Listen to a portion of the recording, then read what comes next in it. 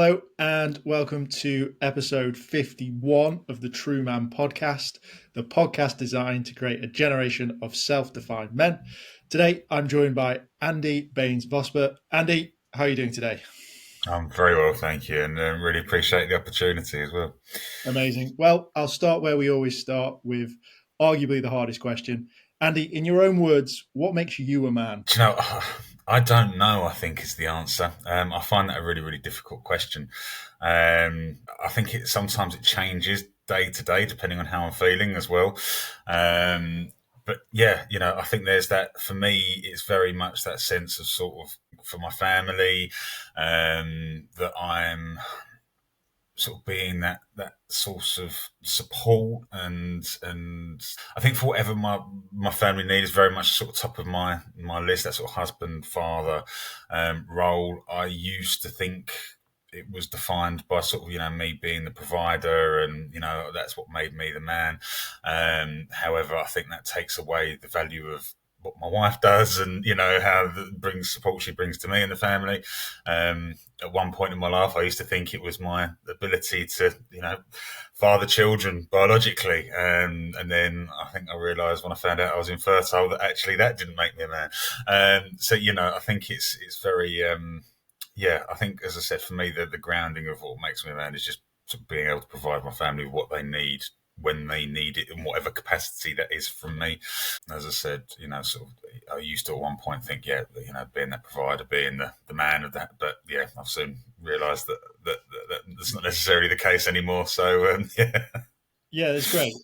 One thing that the reason I ask is you've sort of hit the nail on the head, which I kind of like, is that I don't know is a nice answer. Also, it's like, but actually thinking about it and having a thought and coming up with an answer is important. That's the reason I ask. Is I think no one knows, but I think you got to ask to think about it. And you've mentioned a few things that we're definitely going to touch on the podcast, which I'm really excited to be talking about today. But just for now, why don't you just intro yourself, let people know what it is that you do, and let's go from there. Yeah, certainly. So, work-wise, I work for Samaritans. I'm senior project manager for our email service. So I look after our emotional support service and support the volunteers in delivering that. I've been a Samaritans volunteer for about 6.5 years. Something which very much I love doing, and I think changed the course and direction of my personal and professional career. As I said at the start, husband, father, so I've been married for a long time now, and have two amazing kids. I've got a son who's 26 now, daughter who's nearly 11. And as I said at the start, I also, through my own experiences with things like fertility, support a male fertility support group for a charity called Infertility, which basically gives men a safe space to come and talk and be themselves, and go through any sort of challenges they're having with fertility as well.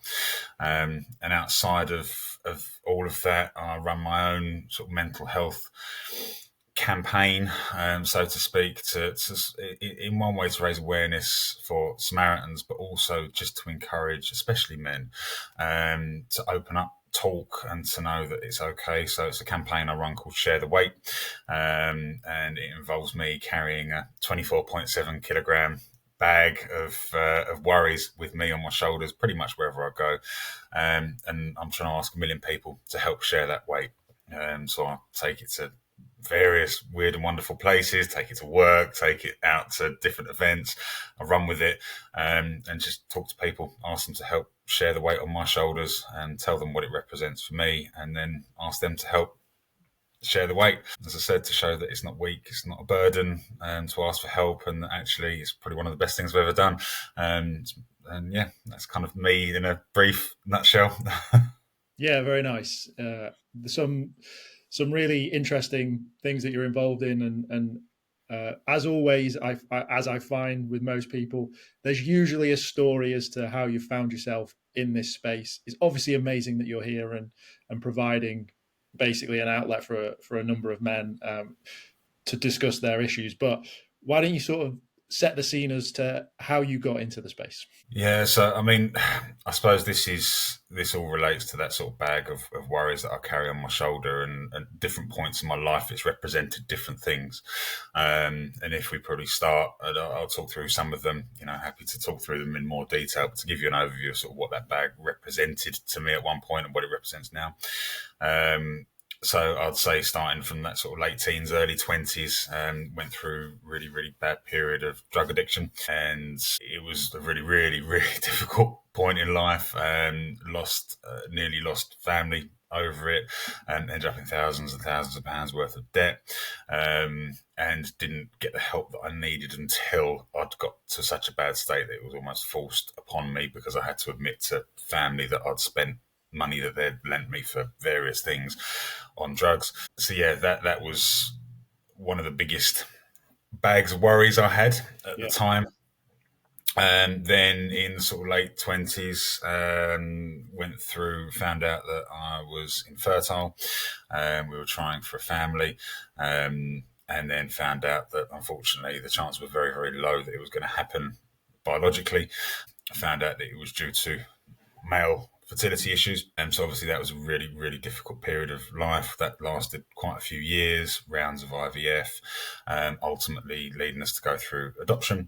Again, didn't really ask for help. I didn't get any emotional support when we were going through the infertility side of things.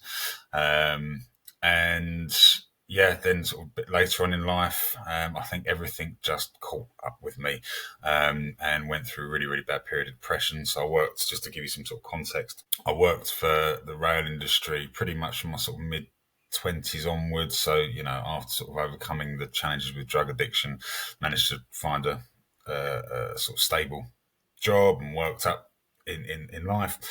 Yeah, to a point where I think I got to a point where I was just really, really struggling with everything and ended up having a bit of a breakdown.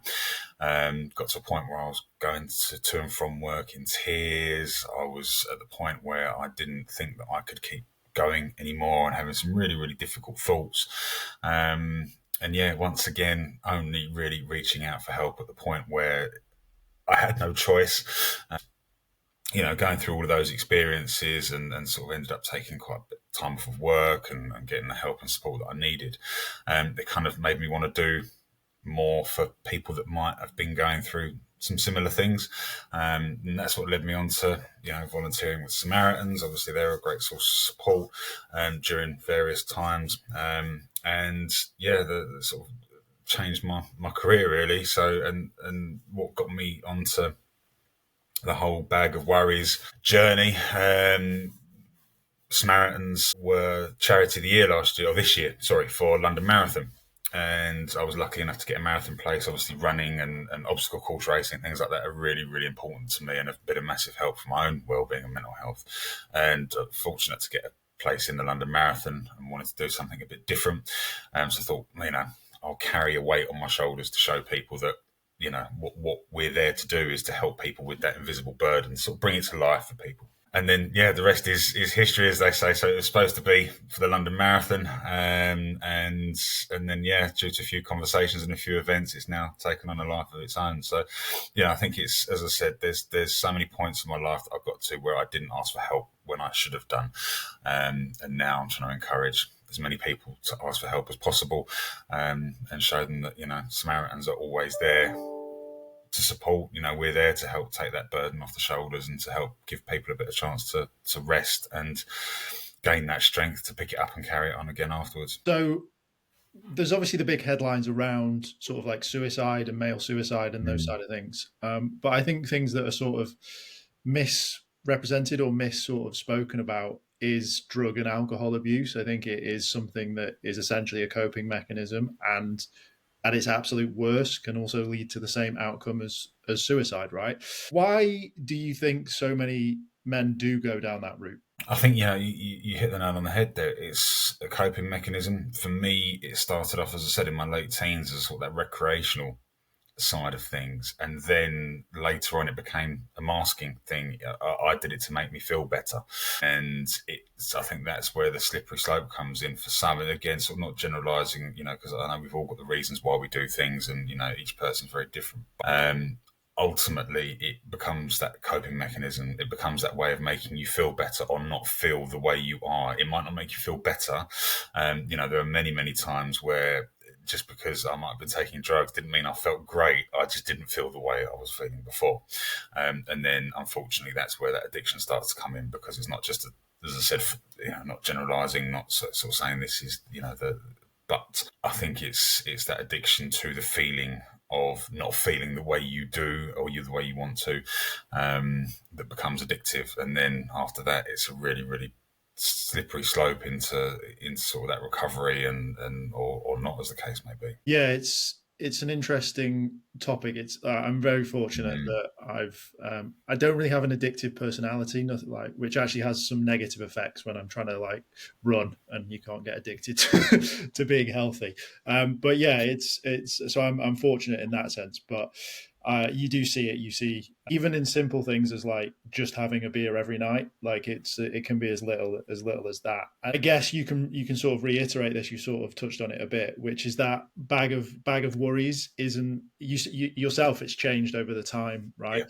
Yeah. And also for each individual man, it doesn't matter what it is. It sort of weighs the same. Is that sort of the concept? That's 100% the concept, and the contents of my bag has varied over the years. It'll probably change today and tomorrow, and there'll be different things that will fill up, and there'll be different things that I'll be worried and stressed about. And I think that the concept is that we've all got a weight on our shoulders, and people say to me all the time, it's really heavy, it's big, how do you carry it? But for me, that's the point, is that yes, you can see mine. If I walk into a room with it, you're instantly drawn to my bag of worries. The only difference between what I carry and what other people carry is you can see it. And to be honest with you, I think it's a lot lighter. I would rather carry the bag that I do than carry the weight of some of the things I've carried in life. And so to me, it's not as heavy as the burden that we carry. And there's a saying that has always resonated with me, and I think that's one of the things that sort of kicked off the whole idea to do it in the London Marathon, was that, and I think it's by a gentleman called Matt Haig, but I think it is, but and it's that suicide is the final collapse under an unbearable weight. And I think this is what that bag represents. It is that weight that we carry, and we never know what one thing might cause it from becoming bearable to becoming unbearable.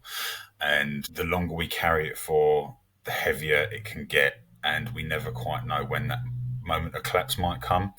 It might be something small, it might be something big, and I think that's why one of the things that I think is so important is that we're kind to each other. When we sort of look at all the work that goes on in the mental health field and awareness and, all of this stuff that we talk about and try and raise awareness of, I think sometimes we forget that ultimately underneath it all, sometimes just kindness is a good starting point, because we never know how close someone is to that moment of collapse. We never know how big that burden has got on their shoulders. Yeah, it's I think hopefully it serves as that reminder that just to be kind and not judge.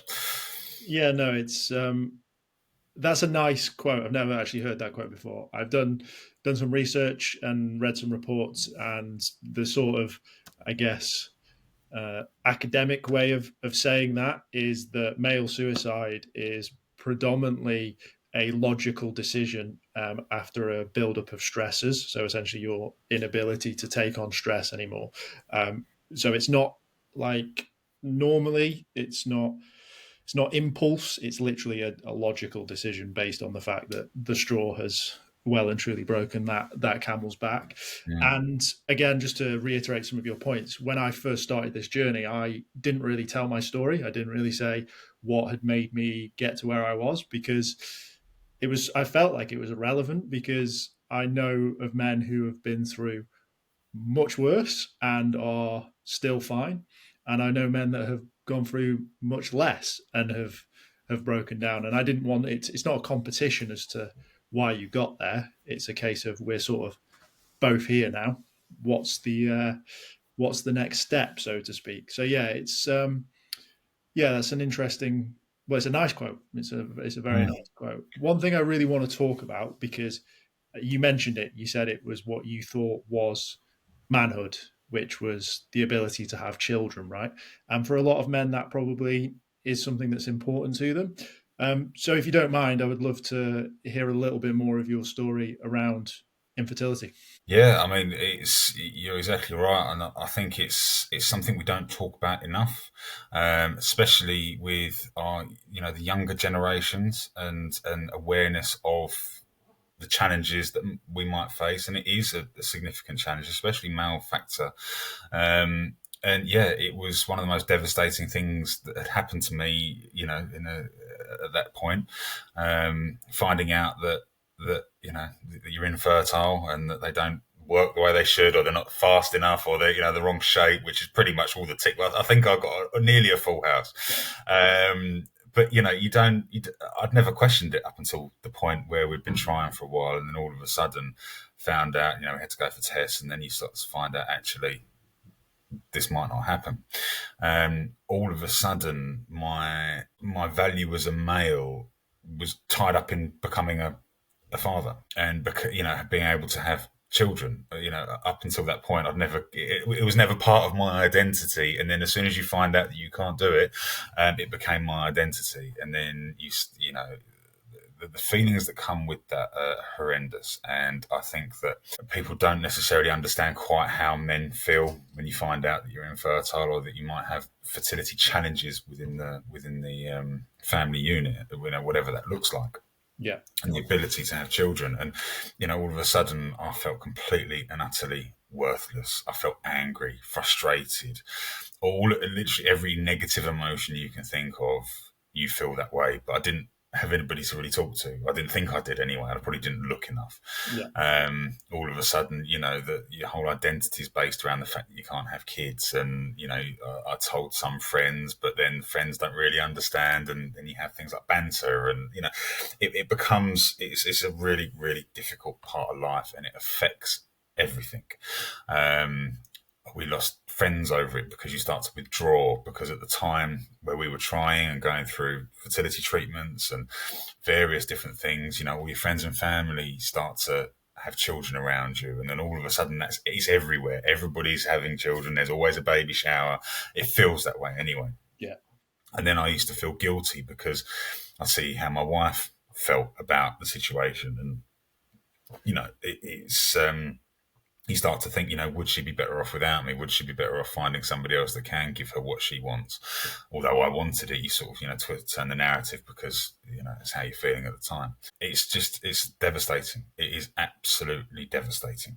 And it's not spoken about enough. There's not enough support out there, although there is more and more support now. As I said, I've got a fertility support group that I support men going through it. And, like me, so many other men out there question whether they have got the ability to keep going on with life. I speak to so many men who've been in that position where, thoughts of suicide are regular, because it's such a huge part of life, especially going through fertility treatment. All of a sudden you've got appointments, and you've got, all of these things going on, time off of work. You see some of the things that your wife has to go through, or your partner, or, that your loved one has to go through, the tests, the treatment. And it's devastating, and it can really hit our self-worth. It can hit our pride. It can hit our everything. And I think the impact isn't seen as much, because we're great at hiding it. But unfortunately, it's one of the most devastating things I think I've been through, because as well, being a man, and I think, again, not generalizing, but one of the sort of being a male is about that sort of wanting to fix things, wanting to have a solution. That is something we have no control over. There is no sometimes solution, and you're up to the hands of medicine, treatments, all of this, completely out of your hands. And you feel quite helpless, unbelievably helpless. So yeah, that's just some of the things anyway. Conscious of this, just. No, it's great. It's great. It's great to hear. I think the societal. So one of the things that I'm really big on is societal pressures as a whole, right? I think if you look at it from the classic American dream, the Joneses, that side of things, still a lot of pressure on men on that. Whether society has changed and moved on, and we look at equality, and we look at feminism, and we look at all of those things, that's only happened in a few years. So that nuclear family model still exists, right? And even I find it even with myself, like I'm pursuing an entrepreneurial journey, which is not get a degree, which I did get, and then get a good job, which I also then did, but then I left it, which scared my mum. But it goes. You're on a conveyor belt, right? You get the good job, you get the girlfriend. The girlfriend becomes the wife. You get the kids. You get the dog. You get the bigger house. You get the next kid. You get the nice car. You get the golf membership. You get the great. Like it's you sort of see where it goes. So can you just sort of remember? I guess those initial conversations, right? Because it's sort of like Christmas dinner conversations. When are you guys having kids? Like, what was that like? Yeah, see, it was interesting for us because I think one of the our journey was slightly different to that sort of model because so complete transparency. So I've got, as I said, I've got two children. My son's 26, daughter's 11. They're both my children through adoption. And at the time we went through fertility, my son is actually my wife's biological son. So it was very, and I've been, Jeff and I got together. I was 18 when we sort of went on our first date. She was a little bit older. And so my son was 2 at the time. So he was always part of my life and, has been my son the whole time really. But so it was a bit different because we already had that. And I think people assumed that because, we already had a child in our life and, it was our son that we were somehow, I think sometimes that it wasn't quite as bad for us because, we already had that. But yet, we both wanted another child. We wanted a child together. And I think that's also often overlooked is the sort of secondary side of fertility where people might have one child biologically or not, as the case may be, and are still struggling. The impact is still very much the same. It has different, obviously, context, but the feelings, the emotions, all the underlying stuff that goes behind it that makes us feel the way we do is the same. And so, it was really difficult, and especially going through, as I said, the fertility side of things. And I think what was really, really hard was that the older our son obviously we got together quite young, so our friends and family were starting to have children a bit later. So as we were getting to that point, we were sort of all of a sudden surrounded by young children at Christmas and birthdays, and our son was getting older, and we were still going through fertility, etc., etc. So it was just really, really difficult. And sometimes I think what we heard a lot, and I know a lot of people hear, is things like, thank your lucky stars you haven't got to do the sleepless nights, or thank your lucky stars you haven't got to change all the nappies, or I've much, that sort of anecdotal jokes and bits and pieces. But I think it can be so damaging because at the same time you think, well, that's all we want, and it's consuming us, the journey for it. So when people sort of make those sort of, thank your lucky stars you haven't got to do all this, you think I would give my left arm to do that right now. Yeah, that's interesting. I guess this is probably the start of the conversation around how we have these conversations, right? Like, obviously, there's always a time and a place, and you don't want to be at a dinner party or a kid's party and I guess their small talk is inevitable, right? But when you have friends and stuff like that, it's about them being able to listen and you being able to share. I think that's something that's missing primarily in men, right? I think men, like you said earlier, we're problem solvers at heart. So if I tell you a problem, the first thing you're going to say is, have you tried X? Have you tried Y? Whereas what you actually want to do is just tell them that I'm feeling a bit shitty because I can't. Yeah. Can I ask that? Is that something that was suggested to you a lot?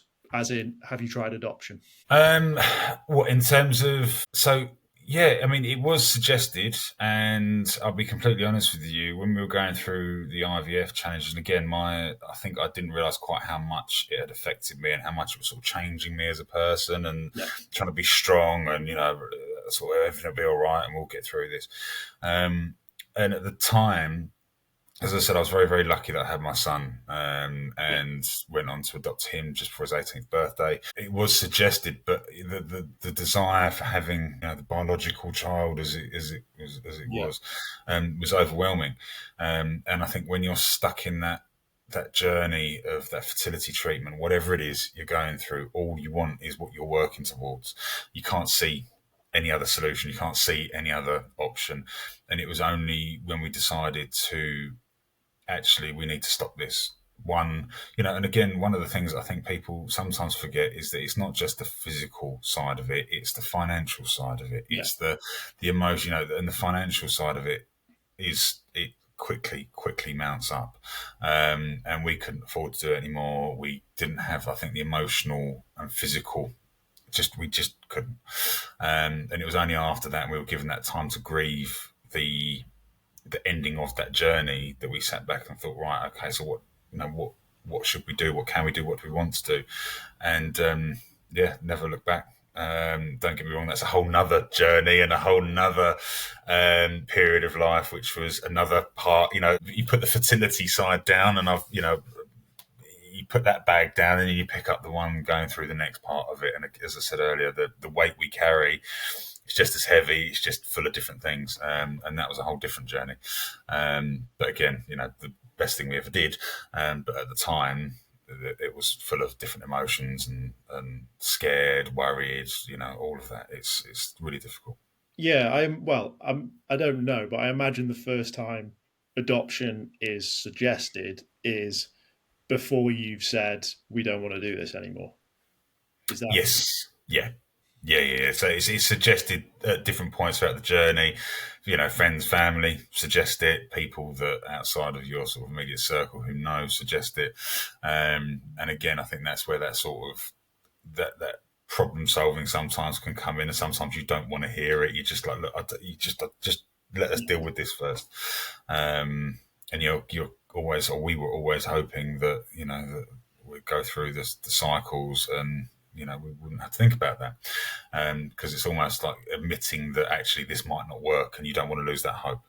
But again, it's such a difficult array of emotions going through that. And a number of people that I speak to, even now when I'm talking to sort of support groups and other people that are in it, sort of say we can't think about that at the moment.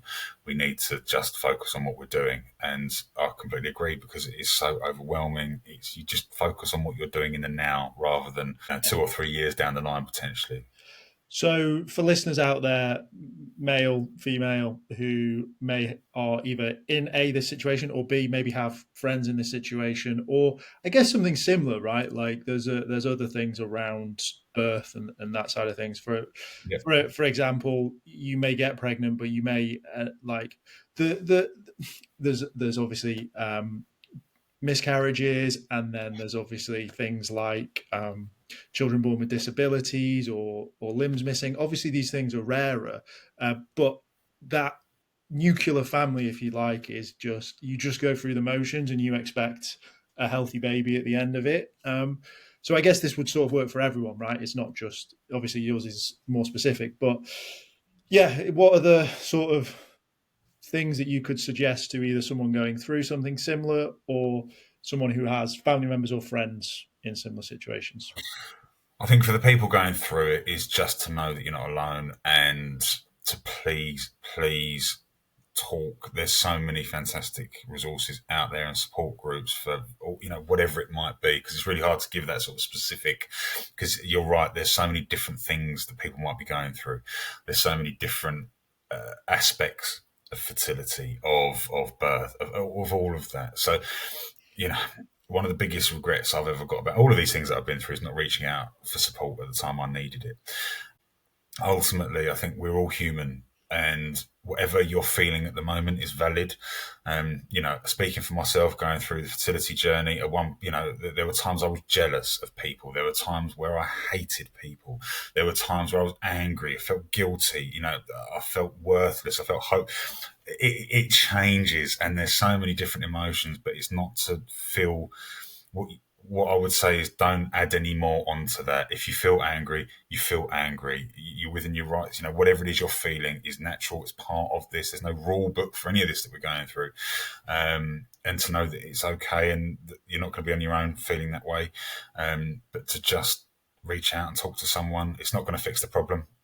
Me telling someone at the time how upset I felt or how hopeless I felt, it wasn't going to magically make the situation go away.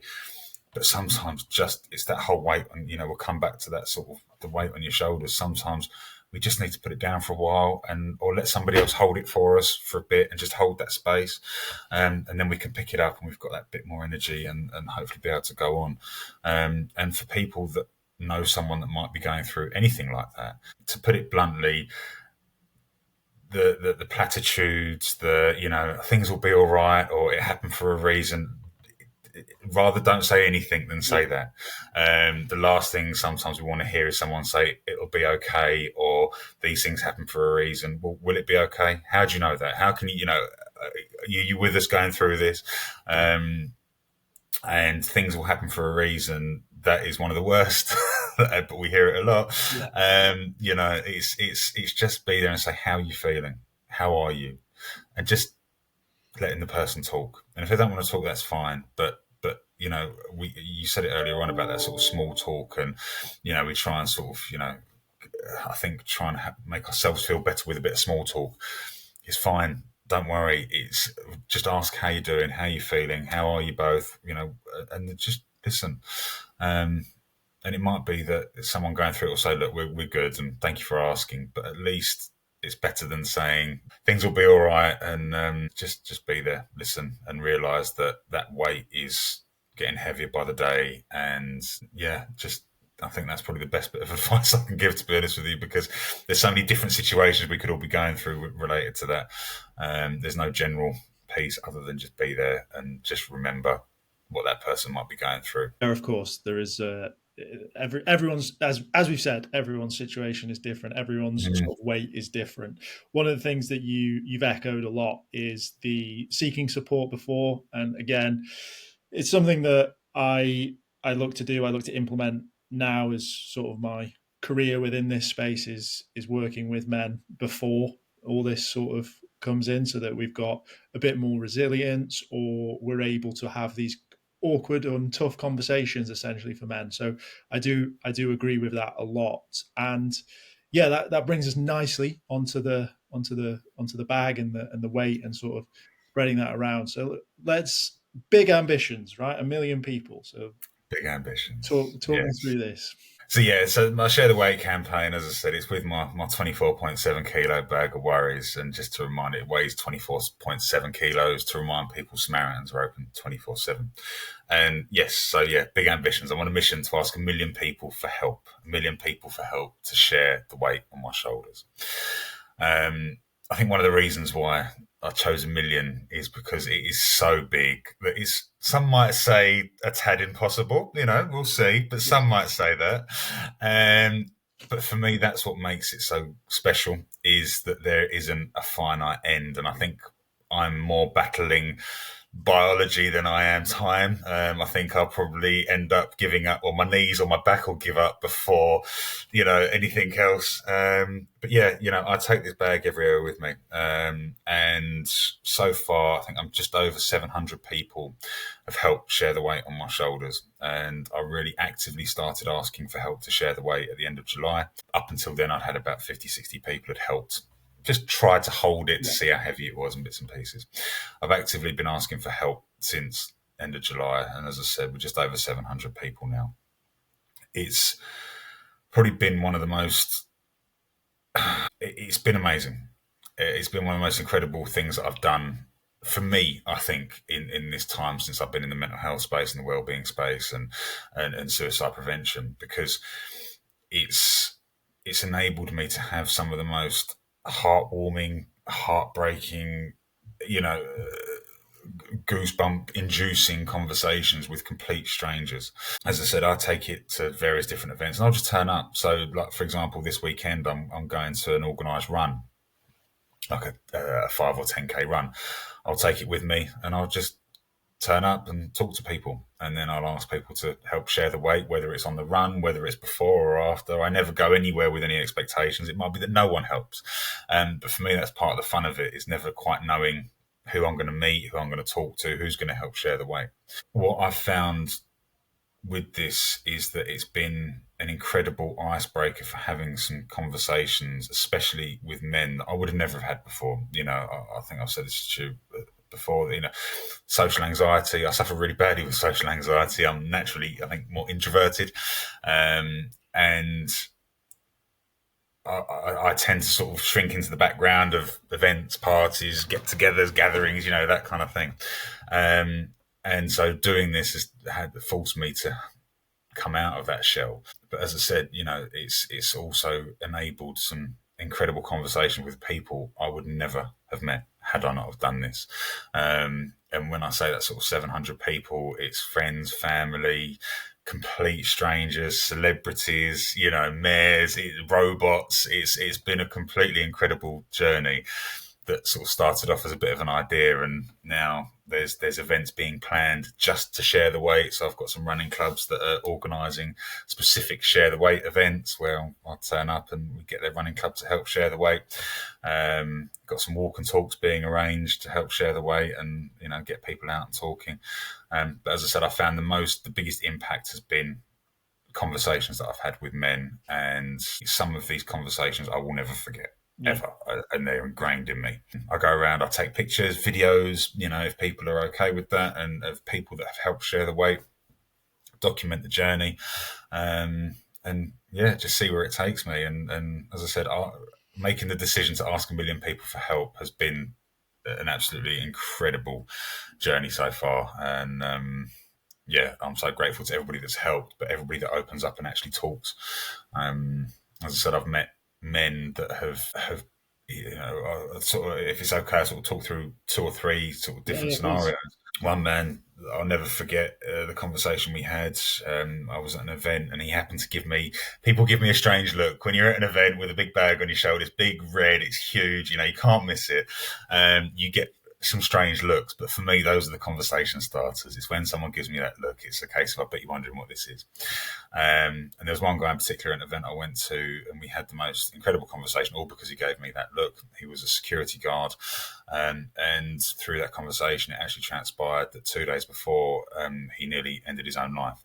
And we spoke for a long time about that. And at the time, he was holding the weight for me. He was sharing my weight, and he was talking to me about what had happened, what had led him to that point. And it was one of the most emotional conversations I've had.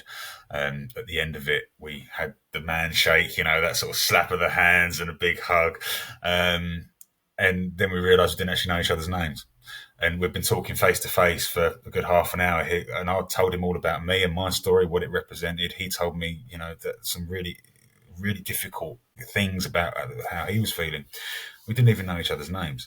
And that's happened 2 or 3 times around that topic. And obviously I've had, 700 people. I've had some incredible moments of conversation. I've also seen just how much suicide has impacted people, because so many people I meet, it resonates with them because they've been impacted by suicide. They've either felt suicidal or they've been impacted by losing a loved one to suicide.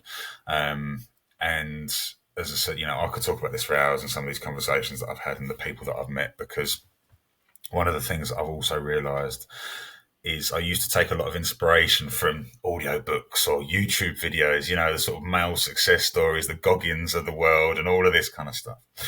Yeah. I don't anymore. It's the people that I'm meeting along this sort of road that have really fed that inspiration, because some of these people that I speak to, for me, the inspiration is these people that have turned up to do a 10K run who the morning before could barely get out of bed because they were crippled with anxiety or depression, that they would just, that they couldn't move. Or the people that have lost someone by suicide and who are now trying to turn their life into helping others. And, all of these amazing, and they're all just human beings. They're all just people that are around us.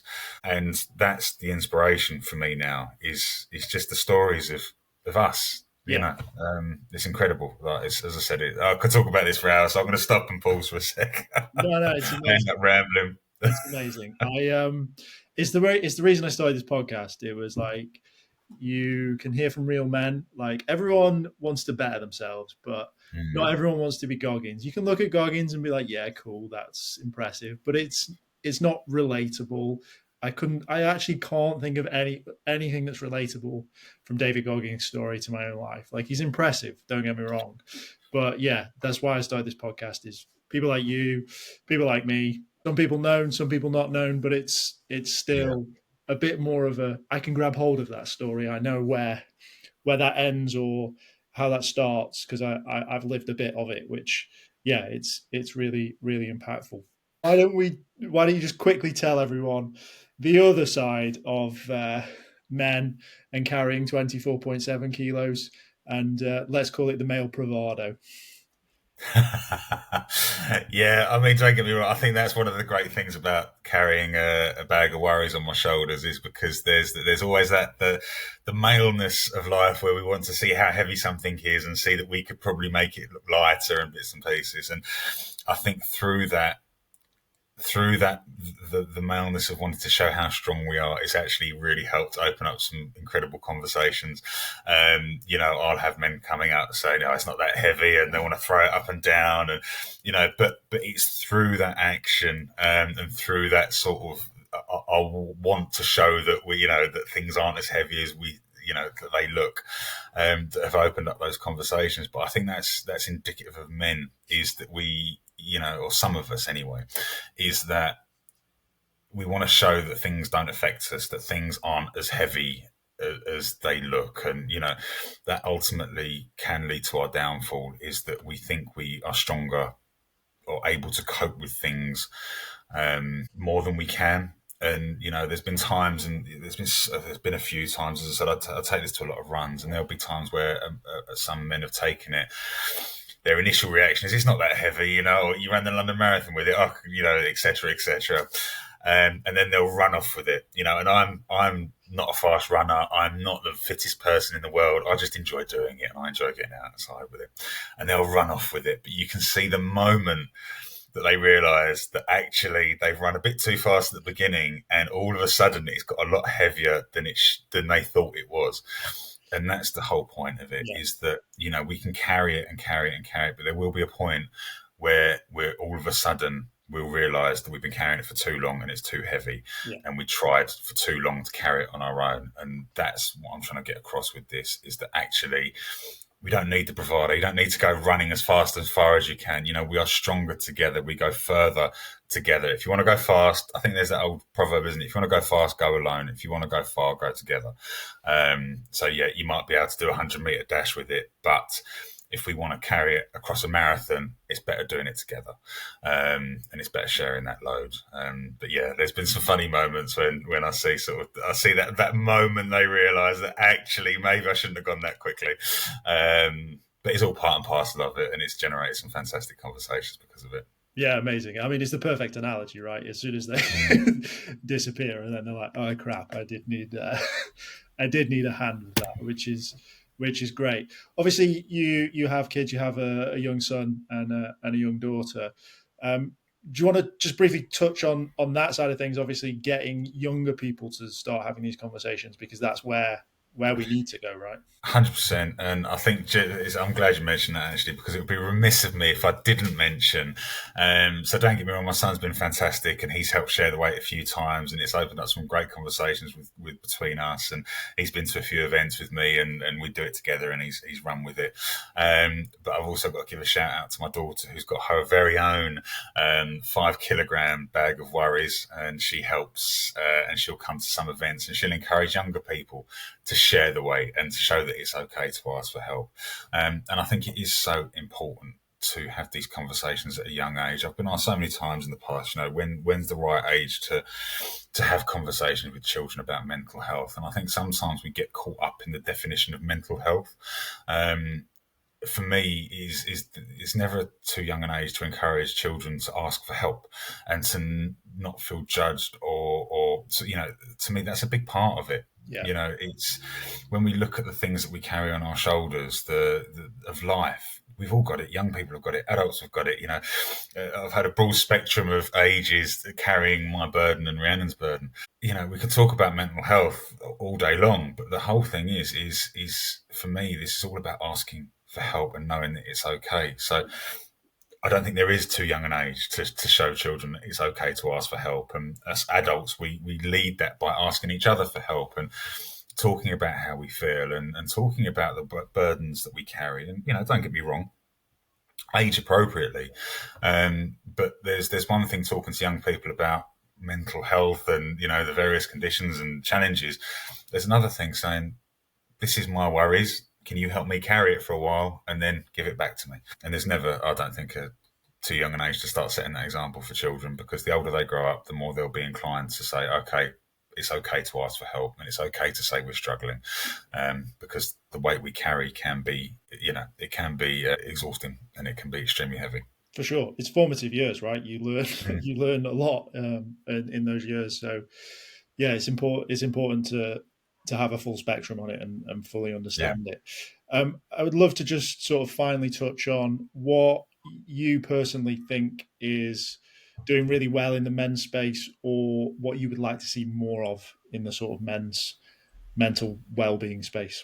I think for me, it goes without saying, there's some fantastic things being done to support men. And you can see that there's so many people trying to shift the narrative and try and support, as you said, the things that you're doing, I think is incredible. When you look at organisations, I'll mention them again, Samaritans, but places like Andy's Man's Club, I was at an event the other day and there were a couple of charities there. I think it was, I can't remember the name now, this is really bad, to do with mental health and motorbikes, encouraging men to, using motorbikes as a way of bringing men together.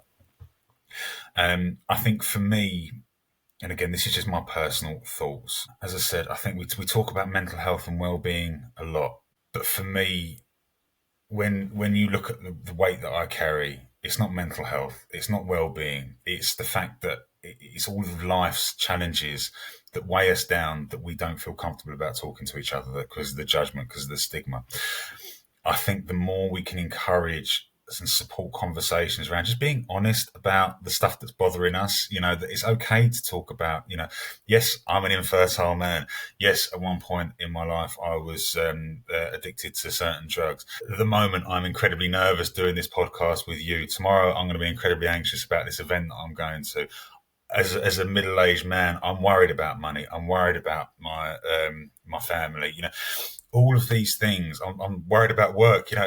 All of these things. I think the more we can just have these kind of conversations, the more it encourages people to know that it's okay to feel the way we do, and then that has that knock-on effect. And as I said, I think there's a space where we need to do more of that and just being authentic in what we're going through. And I know it's not easy, and I know it's difficult, and I know there is judgment, there's stigma, there's all of this, but the more we have these kind of conversations, you facilitate all this amazing sort of conversations that you're doing, that's how I think we start to make that change. And one of the things I've really learned through this Share the Weight journey is the more we share our weight, the more we give permission for others to share theirs. And for me, that is the, where we want to get to a point of where we can just share with each other and know that it's okay. Amazing. You're right, Andy. We could talk about this for hours and hours and hours. And I hope you and I do off camera, and we continue the conversation. And who knows, it may be a part 2. But for this podcast, I will let you have the final word and let people know where they can find you and potentially help share the weights. Look, I really appreciate that. And as you said, I'm so grateful for all you're doing and for this opportunity. And yeah, if you want to find out more about the Share the Weight journey, you can look me up on Instagram, Share the Weight 24/7, and LinkedIn as well. I do a lot on there as Andy Baines-Vosper. And I will say, if anybody's listening to this, if anything has resonated, if anything has, resonated in any way, just know that you're not alone, and there's always Samaritans there as well on 116 123. But yeah, big thank you to me, from me to you, for this.